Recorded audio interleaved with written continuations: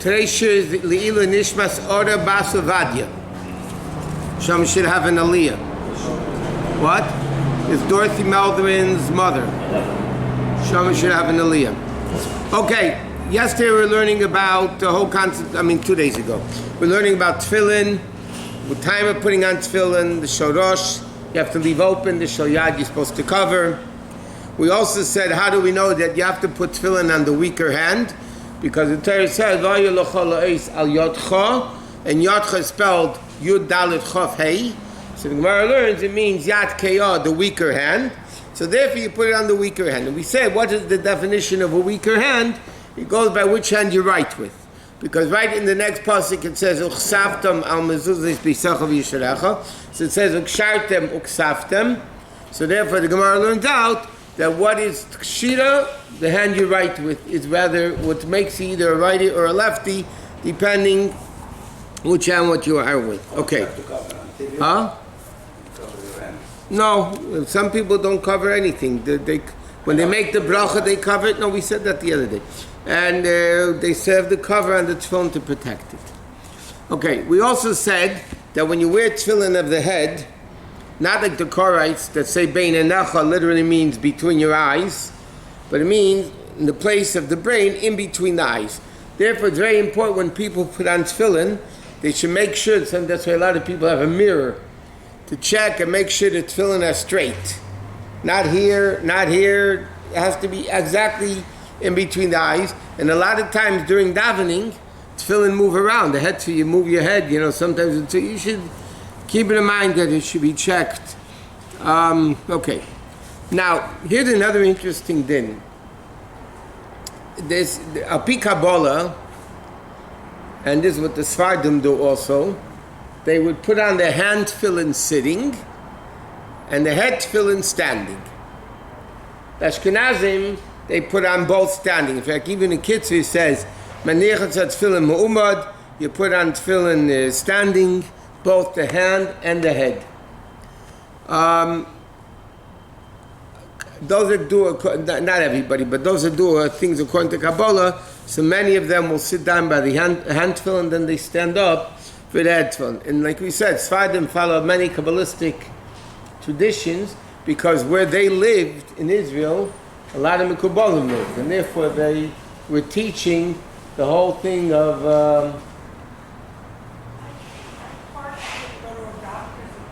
yeah, but you can't park there. That's the problem. Which truck? It's a white car. Cheers. I'm sorry. Okay, so. Feel better.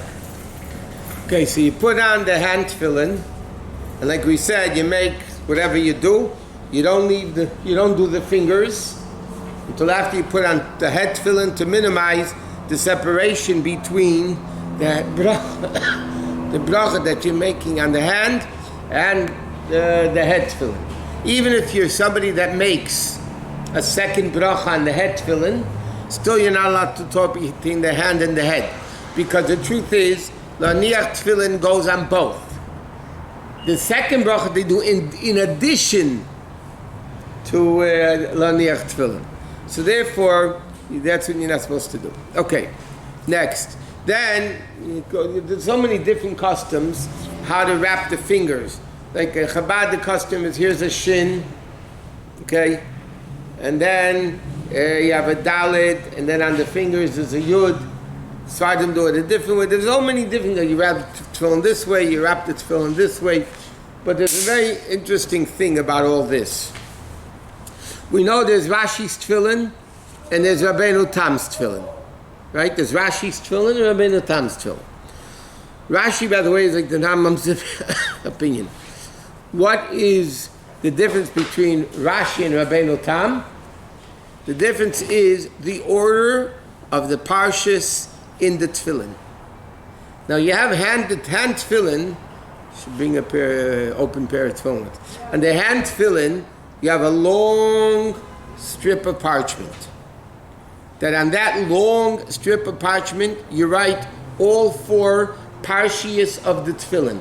Shema, v'hoyam shemaya, Kaddish li kol b'chor, and v'hoya kriyacha. There's two things we say, in Rabbeinu Tam's Tefillin. Those are the 4 parshias. But the question is, what's the order of the parshas? So there's an argument between Rashi and Rabbeinu Tam. Rashi happens to learn like the Rambam, and the Rambam learns like Rashi. And according to each other, the other one is possible. The other one is possible. So you have Rashi and Rabbeinu Tam. So now the question, so the halacha is like Rashi. But the poskim bring down, nevertheless, it's appropriate and good and fine, and this is what you're supposed to do, to put on Rabbeinu Tam after davening. Years ago, even in Chabad, there's a lot of, they let the other Chassidim, not Chabad Chassidim, the other Chassidim would start wearing Rabbeinu Tam's tefillin after they got married. After they got married, they started wearing Rabbeinu Tam's tefillin.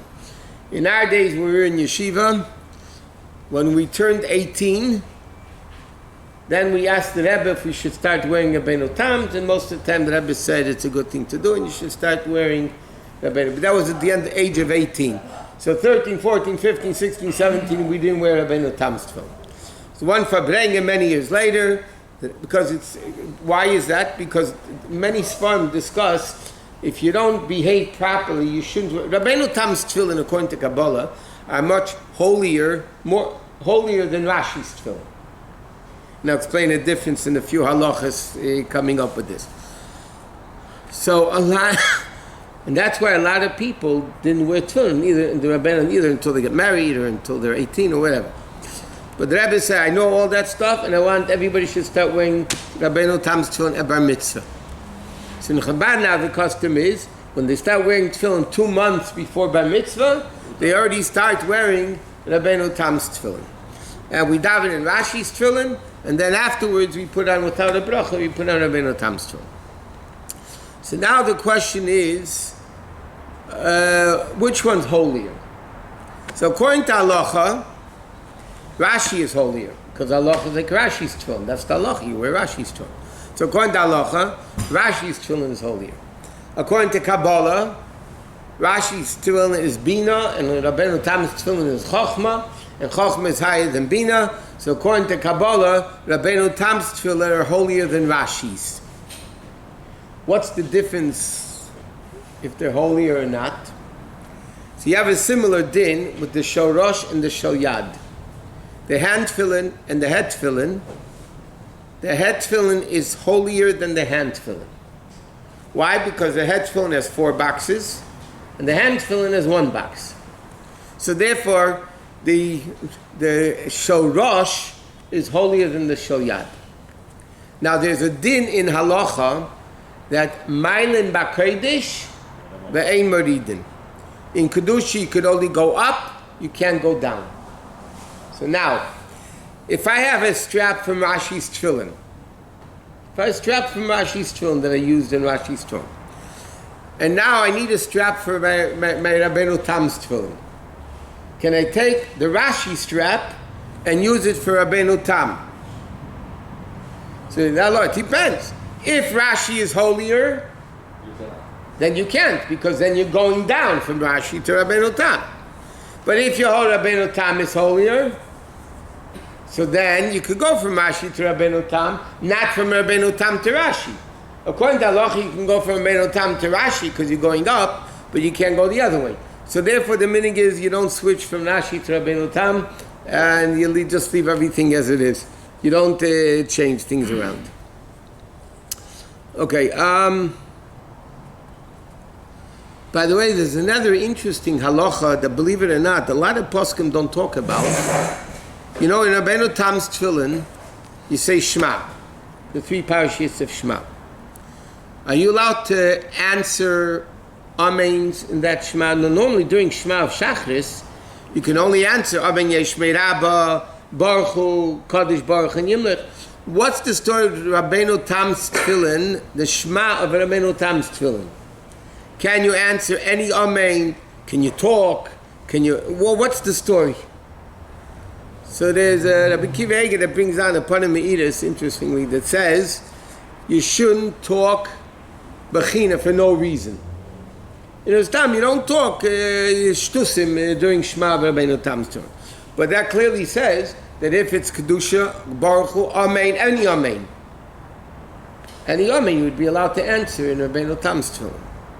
When you say the Shema Rabbeinu Tam's turn. Even after Chatzi Kaddish. He says you shouldn't talk Bechinam for no reason. There's nothing on what? What about when putting on tefillin, which you're not supposed to talk in the regular? Rashi? Putting on Rabbeinu Tam's tune, you're also not allowed to talk between Rashi and Rabbeinu Tam. You can't answer or do anything when you're in that between The statements. custom is you can only talk answer Amen Yesh Merabah and Baruch Hu and things like that. Even by Shachris, by Rashi, yeah. Those things you are allowed to answer in between putting on tefillin, but then you have to make another bracha.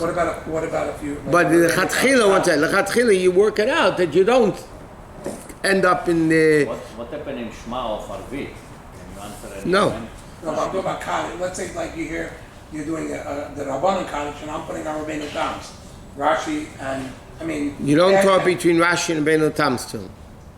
And between Rashi. Shoyad and Shorosh of Rabbeinu Tam's tune, you also don't talk. So I'm not talking answering. No answering. No answering except Kedusha, Amen Yesh Merabah, Baruch So Hu. you can't answer Kaddish. What you're allowed to answer during the, even between the regular, but not a regular Amen. Even not a regular Amen. Kaddish, yeah. Right. In fact, the Gemara says in Saita, that when the pasuk says, Ish hayari v'rach halevav, a feeble-hearted person shouldn't go to war. So Rabbi Yosef says, Eila misha yesh le'averes biyadi, person who has averes. And the Gemara says, what's the example of averes? One who talks between shoyad and shorosh. So in a lot of Chassidish Sfarim it's brought down that refers to Rabbeinu Tam's tefillin also. That's considered yadi v'rach halevav, even if he's mafsik, even Rabbeinu Tam's tefillin, that you shouldn't be doing. How was it decided that Rashi? That's what I wanted to get to, and I forgot, and I got the very. Sorry. Okay. Now, the obvious question is, and the Rebbe once discussed this. It's a very interesting question.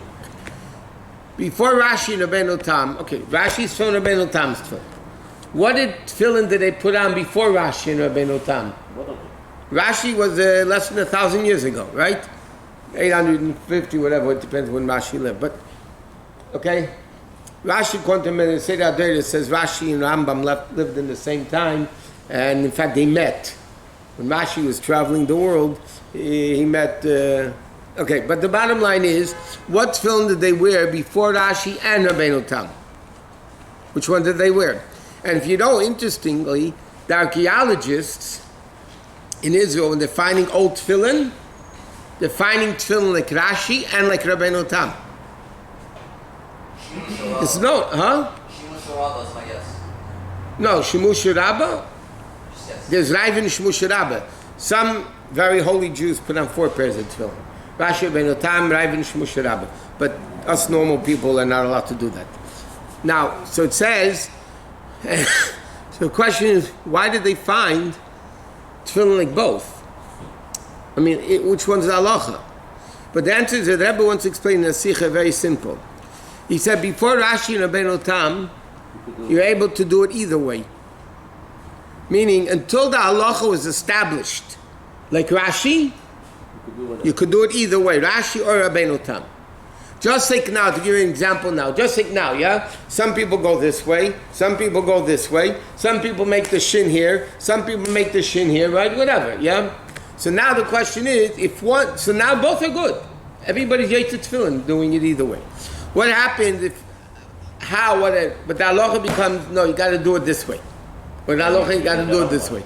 Then that's the way you got to do it, until the halacha is established. Now, obviously, after Rashi and Rabbeinu Tam, the halacha became established like Rashi. Once that halacha became established, then you had to wear only Rashi's tefillin. But before that, they were able to wear both. In fact, there's a very famous story. We'll leave it with this. Rabbeinu Tam was Rashi's grandson, right? Rabbeinu Tam's mother was Rashi's daughter. And when Rashi was, they used to wear tefillin the whole day. So Rashi was sitting and wearing tefillin this whole day, and Rabbi Tam, his little grandkid, his little kid then, was on his lap. And the way the story goes is he took off his grandfather's shalosh. The little kid just pulled it off. So Rashi said he's going to come up with his own tefillin, so to speak. Okay,